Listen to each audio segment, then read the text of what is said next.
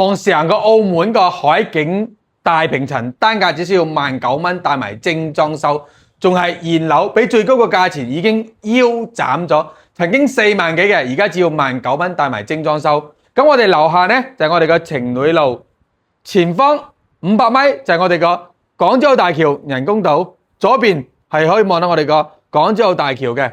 咁我哋嘅右邊呢，就係我哋個拱北，前方望成個澳門個夜景。我哋睇呢個面積呢係268平方，我哋嘅陽台呢係有30個平方嘅，非常之大氣嘅。咁我哋嘅客廳呢100平方，咁我哋只做咗3個房，再加我哋個工人房，仲有一個我哋個茶室嘅。呢個客廳呢係非常之大氣嘅。嗱，現狀交樓啊，非常之靚。我哋嘅門口呢係喺呢個位置，我哋係2梯2戶嘅。嗱，咁我哋睇下呢一邊。呢一邊咧可以望到我哋個海景九洲港口岸嘅，所以講呢個位置地段咧係非常之靚嘅。咁再睇翻我哋一個保姆房同埋我哋嘅廚房先。我哋嘅廚房咧係30個平方嘅，都可以喺裏邊開飯。嗱，呢個廚房係非常之大嘅。OK， 入嚟睇下我哋個工人房。我哋呢個工人房咧都係帶洗手間嘅。呢個工人房咧佢唔係好大，但係咧係足夠使嘅。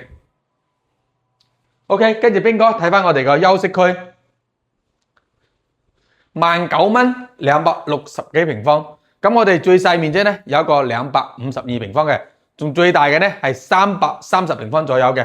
咁睇翻我哋一個客房先，全部可以帶套間嘅。嗱，先睇我哋嘅洗手間，呢個洗手間都係非常之大。呢個房間咧就可以直連我哋個大陽台嘅。望海景嘅，非常之靚。咁我哋再睇翻我哋個主人房先，再睇我哋個另外一個房間。呢個主人房咧就非常之大啦。入嚟右手邊就係我哋個鞋櫃位啊。咁咧我哋個另外一邊咧，先睇我哋個衣櫃先。嗱，女主人嘅衣櫃呢度可以做一個房間嘅，但係我哋攞嚟做衣櫃嘅，非常之大氣嘅。呢一排都係我哋個櫃。洗手間喺中間。可以做埋浴缸嘅。嗱，呢個浴缸咧喺呢個位置，沖緊涼咧都可以睇我哋個海景嘅。呢個主人房，哇！我哋擺咗1.8米嘅大床之後，覺得呢個空間仲剩翻非常之大。嗱，一段海景，毫無遮擋嘅。咁我哋再睇翻我哋一個細房間。其實呢個細房間咧係超過35平方嘅。入門口2米個衣櫃，右手邊係我哋個洗手間。咁我哋而家做咗兒童房，如果2個細蚊仔嘅情況下呢，一邊一張床，1.5米嘅床冇問題嘅。咁呢都係望我哋個海景嘅。我哋每個房間都望海景。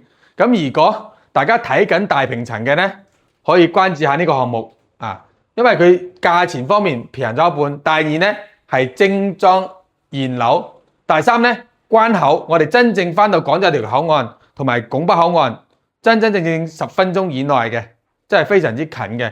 咁我哋講係非常之塞車嘅情況下先10分鐘，但係平時嘅話可能4-5分鐘。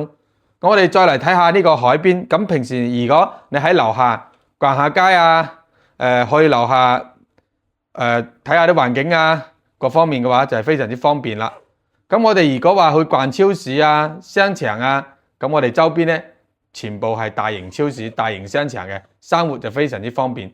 咁呢個位置對於本地人嚟講有咩優勢呢？本地人呢，佢係學區係呢個位置係非常好嘅。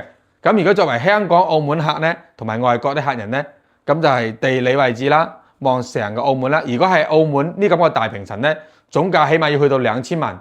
咁我哋嘅總價幾錢呢？500萬出頭就可以攞低呢一套。如果中意，記得聯繫兵哥。